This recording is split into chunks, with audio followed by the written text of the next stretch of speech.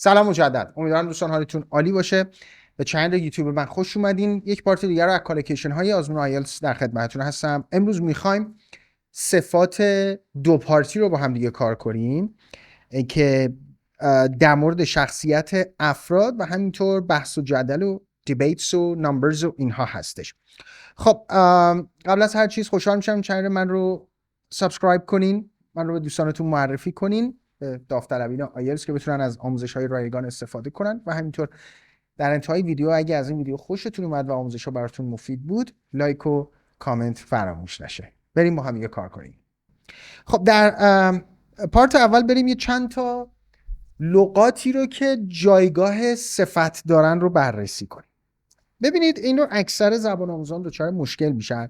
مثلا میخوایم بگیم یه بازه زمانی 3 ساله، یک مدرسه 10 ساله، یک مثلا بچه 5 ساله. این دیگه جایگاه اسم رو نداره، جایگاه صفت رو داره. بنابراین خیلی مهمه که شما دیگه اس جمع برای مثلا حالا یا year یا century اینها هستش استفاده نکنید. بریم ببینیم منظورمون چی هست. مثلا during the 3-year period، نمیگیم 3 years، 3-year period یعنی یه دوره 3 ساله. این نقش صفت رو داره.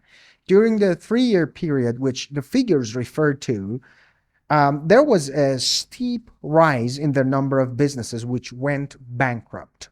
پس در طول بازی 3 ساله‌ای که آمار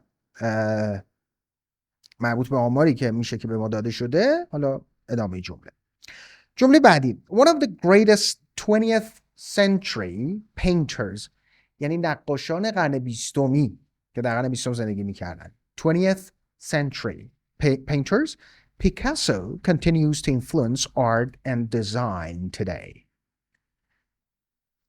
جمله بعدی. Medical experts recommend that even the elderly take a brisk 20-minute walk. نمیگیم 20 minutes، 20-minute walk همون قدم زدی، پیاده روی که اسم و صفتش 20 minute هست، یعنی پیاده روی که 20 دقیقه زمان میبره. 20-minute walk every day to improve their fitness. It is estimated that most 5-year-old children، یعنی بچه های 5 ساله، understand technology better than the average 60-year-old adult. پس 5-year-old 60-year-old وقتی هست صفت هست که داره اسمی رو تعریف کنه. بچه 5 ساله، فرد 60 ساله. خب بریم حالا در مورد characteristics یک سری کالوکیشن ها رو بررسی کنیم.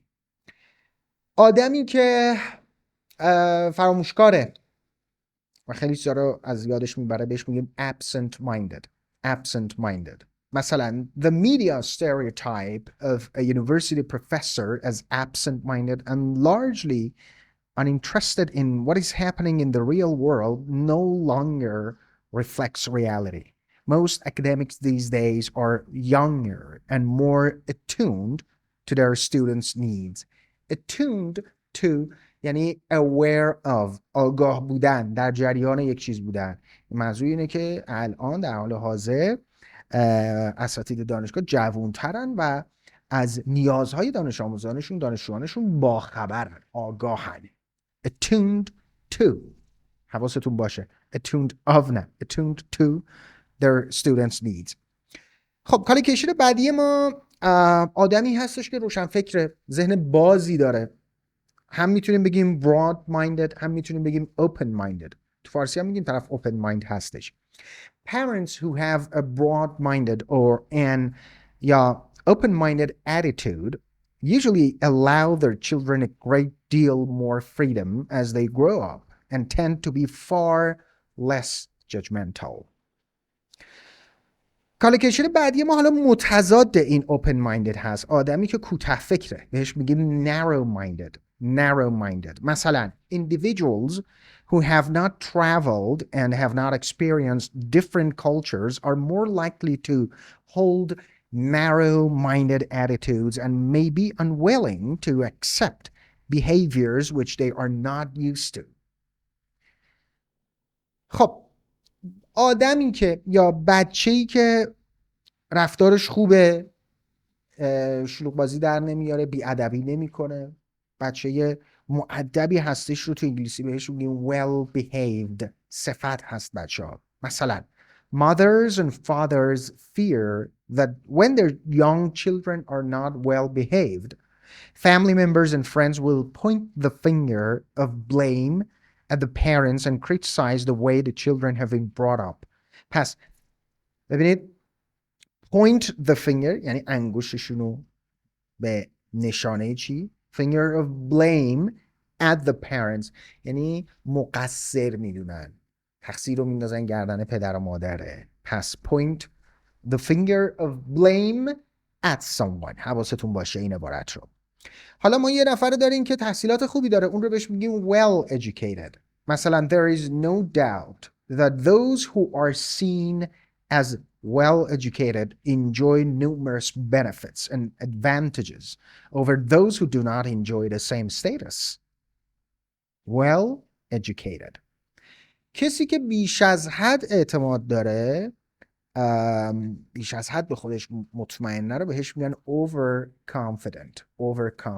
مثلا students who have passed exams in the past can sometimes become overconfident and a little complacent. از خود راضی. If they do not revise properly as a result of this attitude, they can get a disappointing grade. یعنی بچه‌هایی که دانش آموزایی که امتحانا رو قبول میشن بعضی وقتا دیگه همچین خیلی به خودشون مطمئن میشن و یکم هم مغرور میشن و حالا اگه نیان ریوایز کنن درسته، یعنی نیان مرور کنن، به خاطر این رفتارشون ممکنه نمرات بدی بگیرن. و اینجا نمرات بد رو من از واژه disappointing grade استفاده کردم. disappointing grade یعنی نمره‌ای که باعث ضد حال طرفشه، نمره پایین. کسی که خیلی باهوش هستش رو ما میتونیم بگیم highly intelligent. مثلا debate still rages یعنی بحث هنوز داغه، هنوز زیاده. در مورد چی؟ over. دقت کن. debate still rages over. در مورد چی؟ whether highly intelligent children are the product of good schooling or good genes. It seems that this issue will never be fully resolved. در نظر میسه که مسئله هیچ وقت به طور کامل حل نشه. خب بریم یک کالوکیشن رو داریم well meaning به آدمی میگن، به کسی میگن که نیت خیری داره. آدمی هستش که بخشنده است و نیت خیری داره. Well-meaning individuals often donate money to charities. However, it is not always clear that the money they give reaches its intended destination. ولی معلوم نیست که آیا این پولی که اینا میدن به اون مقصدی که در واقع مورد نظر هست میرسه یا نه. حالا بریم در مورد بحث و جدل صحبت کنیم. debates کالوکیشن هاش رو. ما broad minded رو داشتیم در مورد افراد، آدمی که ذهن بازی داره، روشن فکر هست، نه روشن فکر به اون معنای اصلیش، آدمی که همچین open mind هستش. حالا ما میتونیم broad minded رو در مورد approach یا strategy یا policy استفاده کنیم. مثلا we should try to have a far more broad-minded approach to gender. Many of those who wish to transition from male to female or vice versa complain that they are misunderstood, criticized, and even ridiculed. خب خیلی از باید ما یه در واقع روش استراتژی خیلی روشنفکرانه‌ای داشته باشیم در بحث جنسیت. خیلی از کسایی که میخوان در واقع تغییر جنسیت بدن از مثلا آقا به خانم و بالعکس، اغلب این اعتراض رو میکنن که سوء تفاهم پیش میاد، مورد نقد قرار میگیرن، انتقاد قرار میگیرن و بعضی وقتا هم مسخره میشن. خب بریم یک کالوکیشن داریم far reaching یعنی چی؟ در یک مثال توضیح میدم. If we cannot stop the process of desertification اگه ما نتونیم جلوی این جنگ عزاداری رو بگیریم there will be far-reaching consequences as the amount of available farmland diminishes year by year. diminish کم شدن. خب far-reaching consequences یعنی عواقبی که در واقع عواقبی که یه راه حلی براش وجود نداره، عواقبی که دیگه نمیشه کاریش کرد. far reaching consequences ما معمولا برای یک چیز منفی استفاده میکنیم موقعی که اتفاقی میفته و عواقبی در کنار این کار هست که میتونه مشکل ساز باشه برامون، ما رو بهش میگیم far reaching consequences. خب در جمله قبلی اگه یادتون باشه broad minded approach رو گفتم، یعنی یک استراتژی، یک حرکت در واقع خیلی روشن فکرانه. حالا اگه کوتاه فکرانه باشه ما میتونیم از short sighted استفاده کنیم و short رو میتونیم با term هم استفاده کنیم. short term که صفت هست به معنای کوتاه مدت. بریم در یه جمله این دوتا رو با هم بررسی کنیم. Loosening regulations so that toxic waste can be dumped into rivers is a short-sighted approach. بچه loosening regulations یک سری قوانین آسون، یعنی قوانین رو بیایم آسون بگیریم، یکم شل کنیم قوانین رو، اوکی؟ که حالا مواد شیمیایی رو وارد آبها و رودخونه ها اینا کنیم، در واقع یه استراتژی خیلی کوتاه فکرانه است. Although it will lead to short-term benefits. اگرچه میتونه به یک سود و منفعت کوتاه مدت برسه for individual businesses and the economy as a whole, there will be a terrible price to pay in the long run. خب یک دیدگاهی که خیلی محکم باشه و هیچ جوره نشه عوضش کرد، اونو بهش میگیم deeply held یا strongly held view. عمیقاً بر این باور هستی. مثلا شما میگین it is my deeply یا strongly held view that governments should ensure that everyone has adequate housing and access to basic amenities. خب deeply یا strongly held view. حالا یه جا هست یک اعتقادی، یک باوری گسترده است، خیلی از مردم همچین باور رو دارن، اون رو بهش میگیم widely held. مثلا it is a widely held belief that most politicians are corrupt. فاسدن. Obviously it is difficult to find evidence to support or refute this opinion. Support که می‌دونی refute یعنی نقض کردن یا مخالفت کردن. خب یک کالوکیشن داریم بچه ها well thought out. مثلا در مورد پلان و اینها میتونیم صحبت کنیم، یک پلنی که خیلی راجبش فکر شده اصولی well thought out.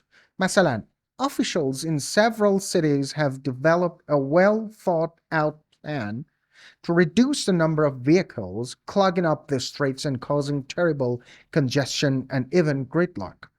Motorists are being encouraged to park their cars outside the city and take a free bus into the center. پس well thought out plan. کالوکیشن بعدی ما highly contentious issue هست. همون highly contentious البته کالوکیشن اصلیمون هست. یک مسئله، یک مشکلی که بحث و جدل درش خیلی زیاده. Whether smoking should be made illegal is a highly contentious issue. حالا اگه بحث و جدل در مورد یک چیزی زیاده ما میتونیم از much debated استفاده کنیم. much debated. The question of whether workers should be made to retire when reaching a certain age has been much debated. خیلی در موردش بحث و جدل وجود داشته. و کالوکیشن آخر ما long awaited یعنی یک چیزی که خیلی وقت مردم در انتظارشن، خیلی وقت منتظرش بودن. مثلا a long-awaited change in the law will now give same-sex couples the same rights to marry as heterosexuals. پس تغییری که خیلی وقتا بود مردم در انتظارش بودن در مورد قانون will now give same-sex couples یعنی زوجهایی که یک جنسیت دارن، یعنی آقا و آقا، خانم و خانم، همون همجنسگراها. The same rights to marry as heterosexuals. بس ما یه homosexuals داریم یه heterosexual. هوموسکشوال که خب میدونین همون هوموسکشوال همون همجنسگرا و هتروسکشوال هم دگر میشه. این هترو پیشوندی هست دیگری میشه. هتروسکشوال یعنی مثلا خانم و آقا. خب این هم از پارت امروز ما در مورد کالوکیشن. بچه‌ها تو پارت ادجکتیو هم در پارت بعدی خواهیم داشت که میریم حالا در مورد سوسایتی و ورک و اینها کار میکنیم که قطعا خیلی خیلی به درتون خواهد خورد. پس همراه من باشین. امیدوارم که درس امروز براتون مفید بوده باشه. تا پارت بعد، خدا نگهدار.